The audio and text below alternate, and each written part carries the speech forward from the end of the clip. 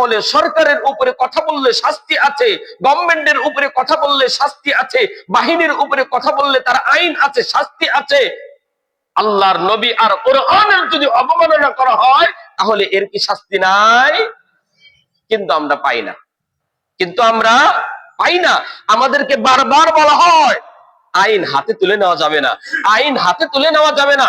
আপনারা যদি আইন বাস্তবায়ন করেন, আপনারা যদি কোরআনের অপরাধীদেরকে, অসম্মানকারীদেরকে যদি ফাঁসির কাস্টে ঝুলিয়ে এদেশের মুসলমানকে শান্ত দেন, তাহলে এদেশের জনগণ কখনো আইনকে হাতে তুলে নেবে না।